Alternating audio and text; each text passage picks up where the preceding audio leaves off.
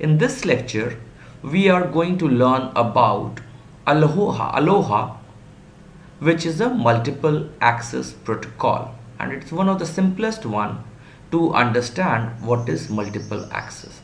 So here, what we say is that there is a medium, okay, there is a shared medium. Let's say there is a Ethernet wire, and there are station 1, 2, 3 and 4. Okay, 4 stations are there who can transmit. They have to transmit their frames. Now there are a few constraints. The constraints are that when someone is transmitting its frame, others should not transmit their frame, okay, because if two people simultaneously transmit their frame, then there will be collision, okay. So there is chance of collision, okay, there will be collision. And then, so they should not be transmitting at the same time. Even if one of the bits get collide, then also it will be collision, okay. So multiple access, let's try to see what is pure Aloha. So 4 stations are there. This is the timeline, okay. So frame are a group of bits, okay. So there are a bunch of bits, let's say 1000 bits. So we need to, it will take some time to send the frame across the wire, okay, so that it is sent from one part of the Ethernet to the other end of the Ethernet, okay, and that takes time. So what happens is that if this frame starts here, it will come here, then it will travel like this, and finally it will come here, okay. So it takes some time, and while this is traveling, okay, none of the other frame should come and collide with it, because both of them will get garbled, okay. So this frame, in this time frame, okay, none of the other stations were transmitting, so this frame is successfully transmitted. Then let's see, frame 3.1 is the next frame that is transmitted by station A. So this is perfectly working fine till here, but after that it finds that while this frame is still being transmitted, frame 2.1 by station 2 starts getting transmitted. So these two will now collide, and then what happens, some part of it, while it will go without any collision, so but it will now collide with frame 4.1. so here some collision takes place between these two, then between these also frame 1.2. so all the 4 frames will get corrupted, okay, and none of them will be successful. So even when one of your bits collide, then there will be collision and whole frame will be corrupted. Now let's see about this frame. So frame station 2 again transmits the second frame, but it again collides with frame 2 of station 4 because they are overlapping in time, okay. So only a frame will be successful if it is not colliding with any other one. So frame 3.2. so station 3, this frame is okay because none of the other people are sending in this particular time slot. So you can see that 1 and 2, just 2 frames succeeded, and 1, 2, 3, 4 and 5, 6 frames got corrupted, okay, because of collision. So the efficiency is just 6 by in fact 1 minus 6 by 8. So it is 1 by 4th of a packet, or only 25% are getting successfully transmitted, okay. So this is the problem with a shared medium, okay, where anyone is transmitting whenever they have some data to transmit, okay. So in fact you can now imagine that if you are going to increase the number of hosts, the collision will increase and the throughput or the number of successful transmissions will become less, okay. So this is the simple Aloha algorithm. So we will just look at it in here, okay. So this is the procedure for pure Aloha. So I am a station, okay. So station, it finds that okay, it has some data to send. So it will put its counter k is equal to 0, which means this is my first attempt. Okay, so k represents here the number of attempts. So now what happens is that it will start sending its frame. Okay, so the station transmits its frame, and then what will happen is that I am station A, I am sending to station B. So I will transmit, and how will I know that okay I have succeeded? So B will send me an ACK. So if TP is the maximum propagation time, which is the maximum propagation delay that it will take for one frame to be sent to the other side. So now I know that okay, in twice TP my ACK should be here. Okay, so what happens is if ACK is received, yes, my transmission was successful. But if ACK was not received, so what happens is that I will say that okay, I'm now incrementing my attempt, saying that okay, my first attempt failed, let's try out the next time, second one. If second attempts fail, then I will put k is equal to 3. But you can only try till a maximum of k max, which is normally set to 15. So if you are unlucky and you are failing many times, and if it exceeds 15, so you should abort your transmission. But if your number of attempts is less than 15, so what we do?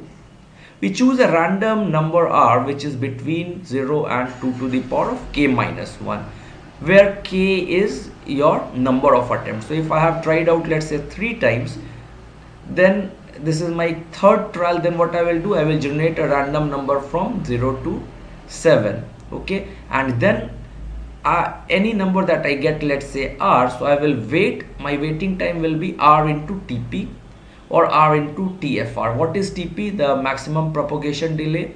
So I will wait, let's say I got a random number 4, so I will wait for 4 into propagation delay time, or I will wait 4 into TFR times, where TFR is the average transmission time. Okay, so I somehow wait some random amount of time. And how does this randomness help? So let's say there were 2 stations, A, B, and in fact add third one. Now let's say all of them are trying, and they have failed. K is equal to 4 for them. So now let's say they were simultaneously transmitting, but so all of them failed. Next time they will all choose a random number from 0 to 15. So let's say A chose 7, B chose 10, and C chose 2. So now what will happen? This will wait for the least amount of time, and it will now transmit. Then this will transmit, then this will. So now there is lesser probability that all of them will be now sending at the same time, because of this random amount of time for which I am waiting. Okay, so this randomness helps in removing the collision. So let's try to solve a few numerical that will make our concept more clear. So there is a station.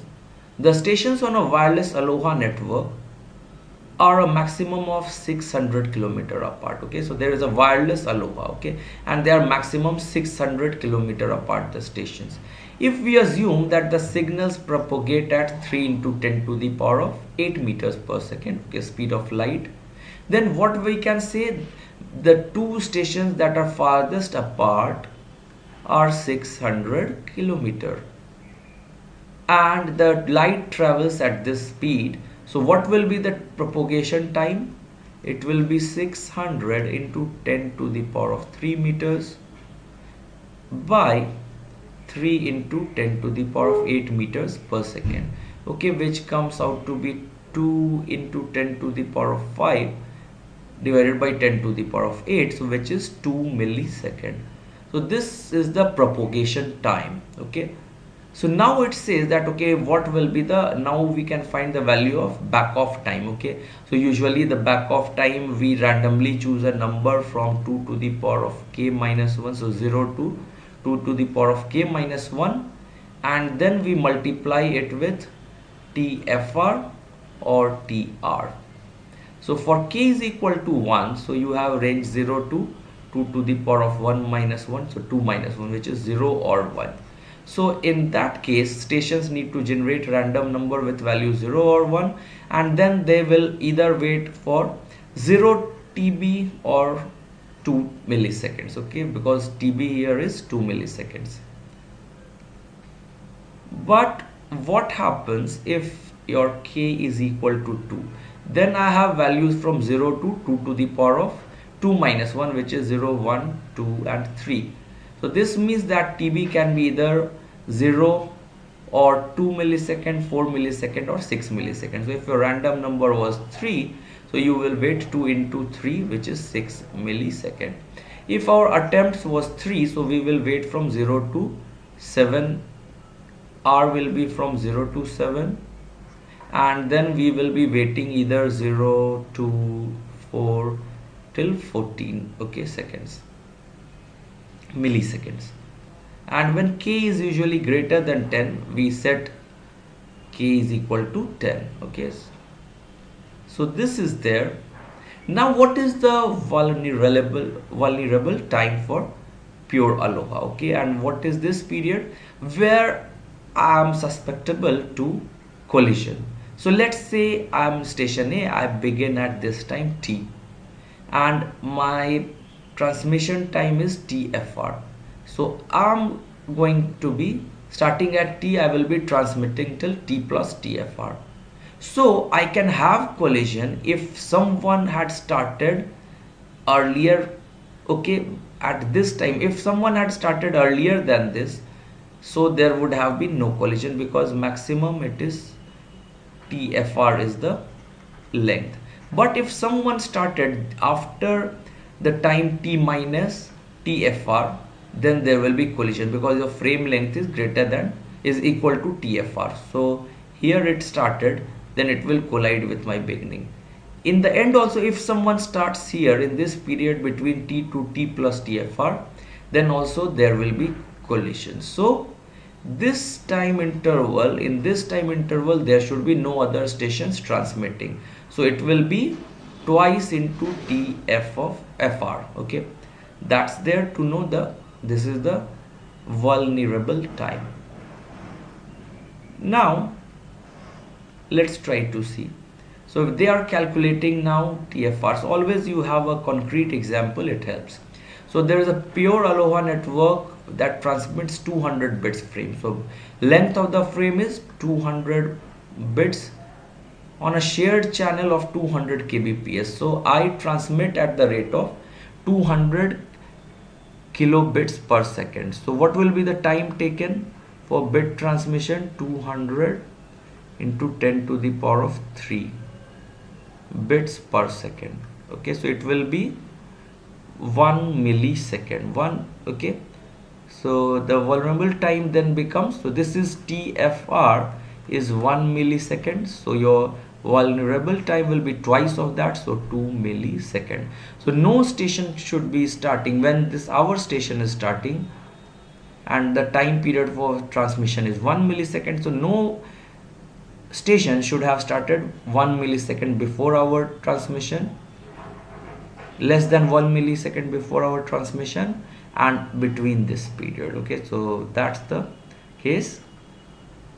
And let's talk about throughput. How efficient is this one? So efficient means if I'm sending 100 packets, frames, how many of them are really going to be transmitted? That is, they are not being affected by collision. So that throughput is given by S is G into e to the power of minus 2g. What is G, you will ask? So G is average number of frames that are sent in 1 TFR, okay. So in 1 frame time, what you send, the average number of frames. So this has a throughput that is maximum itself is just 18.4%, okay, and that happens when you have average transmission rate of G is equal to half frame per second, okay. So let's try to see one more problem. So a pure Aloha network transmits 200 bits frame on a shared channel 200 kbps. So again, from last calculation, our frame transmission time TFR will be 1 millisecond. What is the throughput of this system? All stations together produces if 1000 frames per second are sent. So if 1000 frames per second are sent, it means one frame are sent in 1 millisecond time. So your G is equal to 1 frame per time of the frame unit. Okay, G is 1 here, so your S is G into e to the power of minus 2G. So if you do the calculation, it comes out to be 13.5%. And then it asks what is if I am sending 500 frames. So it means 500 frames per second. Okay, so 500 frames per second, or this is 500 by 1000 frames per millisecond. Okay, which is half frame per millisecond, or in the TFR time period. So G will be now the best case, and it will be, if you see, so it is 18.4%. okay, so this shows how you calculate the throughput, and best throughput is this. If you try to decrease the number of frames per second, then also it's going to be 15.2%. okay, so that's the case for pure Aloha. And pure Aloha, we can very much improve it. Why?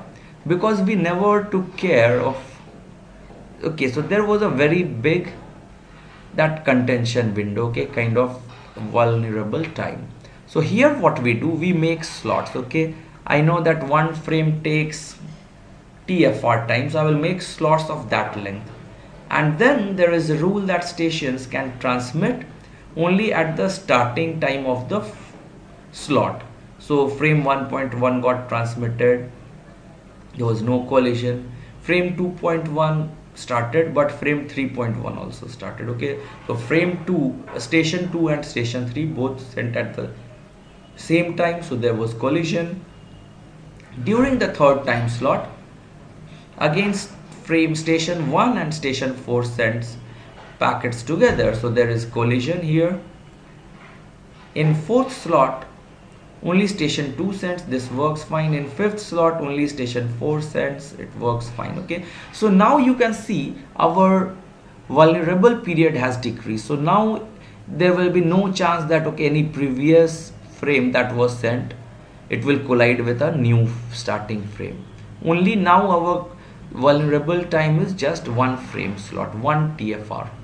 Okay, so that helps in improving the throughput. Okay, so the improvement is now S is G into e to the power of minus G, and here your maximum throughput will be when you have only one frame per time slot you send. So you have 36.8% is the throughput. Okay, that means out of 100 packets, if you send, 36.8 packets will be transmitted successfully. And vulnerable time is just 1 times TFR. Okay.